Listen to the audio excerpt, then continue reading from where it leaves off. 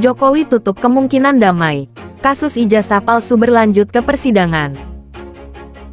Menghina saya sehina-hinanya. Sudah menuduh ijazah itu ijazah palsu. Sudah merendahkan saya serendah-rendahnya.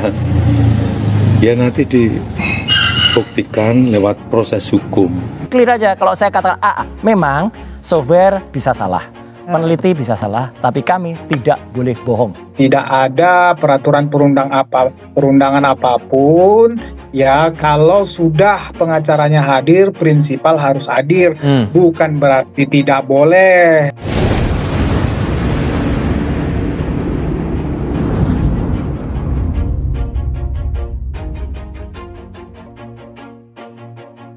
Presiden ke-7 Joko Widodo, Jokowi, menutup kemungkinan untuk mencapai kesepakatan damai dengan penggugat ijazahnya, Muhammad Taufik. Hal ini terjadi setelah mediasi ketiga yang digelar di Pengadilan Negeri PN, Surakarta pada Rabu, tanggal 14 Mei tahun 2025 kembali berujung deadlock. Mediasi hari ini penggugat melalui kuasa hukumnya dan tergugat 1, Jokowi, melalui kuasa hukumnya telah menyatakan bahwa penyelesaian sengketa melalui mediasi dinyatakan deadlock atau tidak terjadi suatu kesepakatan untuk damai, ungkap kuasa hukum Jokowi, Irfan, saat diwawancarai. Irfan menambahkan bahwa keabsahan ijazah Jokowi telah terkonfirmasi oleh Universitas Gadjah Mada UGM sebagai penerbit ijazah sarjana kehutanan dan SMA Negeri 6 Solo. Jadi terkonfirmasi atas keabsahan ijazah tersebut, katanya. Keputusan tersebut menegaskan bahwa pihak Jokowi tidak perlu lagi mengikuti proses mediasi. Selanjutnya, proses mediasi hanya akan diikuti oleh pihak Komisi Pemilihan Umum KPU Solo, SMA Negeri 6 Solo, dan Universitas Gadjah Mada sebagai tergugat lain dalam kasus ini. Tergugat 2 sampai tergugat 4 masih diminta kehadirannya karena masih ada hal-hal yang perlu dilakukan pembahasan bersama dengan penggugat dan mediator, jelasnya. Dengan demikian, Jokowi sebagai tergugat 1 dalam kasus dugaan ijazah palsu akan bertarung di persidangan melawan penggugat Muhammad Taufik.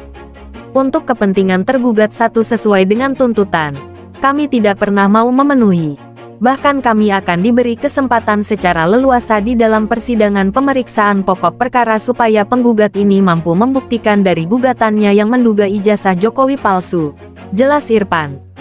Di sisi lain, Koordinator Tim Hukum Muhammad Taufik, Andika Dian Prasetyo, menegaskan bahwa pihaknya siap melawan pihak Jokowi untuk membuktikan kebenaran ijazah Jokowi. Otomatis kami siap, kami kan penggugat.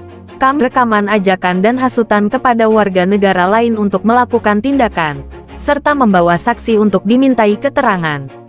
Pemeriksaan tentu saja terkait seputar laporan kami dugaan penghasutan yang telah dilakukan oleh 4 orang yang selama ini teman-teman ketahui dan harapan kami juga agar kasus ini cepat kelar, sehingga ketertiban di masyarakat dapat terwujud dan masyarakat juga terlindungi dari dugaan tindak pidana penghasutan yang dapat merugikan masyarakat, ujarnya. Menurut Rusdiansyah, pelaporan ini murni merupakan inisiatif warga negara tanpa arahan dari Jokowi. Ini murni kewajiban warga negara melihat ada tindakan perbuatan yang diduga melanggar undang-undang. Adapun kesamaan kepentingan mungkin ya dengan Pak Jokowi itu soal lain. Tapi pada prinsipnya, Pak Jokowi, kita semua, punya kepentingan yang sama menciptakan ketertiban, katanya. Terkait pasal yang digunakan, Rusdiansyah menegaskan bahwa pihaknya telah mengkajinya sebelum melapor. Pasal ini digunakan sejalan dengan tindakan yang dilakukan oleh para terduga pelaku. Jadi tidak mungkin kita main hujan, lalu kebakar, tentu basah. Ya kalau Anda melakukan penghasutan, tentu pasal yang tepat 160. Tidak mungkin ujaran kebencian, jelasnya. Rusdiansyah juga mengatakan bahwa laporan mereka telah diterima dan saat ini sedang diproses. Jadi laporan kami sudah diterima oleh Polres Jakarta Pusat. Sekarang kedatangan kami untuk memenuhi panggilan penyidik untuk melakukan pemeriksaan lanjutan, agar terang peristiwa ini, sehingga para terduga pelaku terlapor bisa segera dipanggil, ungkapnya. Rusdiansyah merinci inisial 4 terlapor yakni RS, RSN, RF, dan TT. 4 terlapor ini, inisial pertama RS, yang kita ketahui salah satu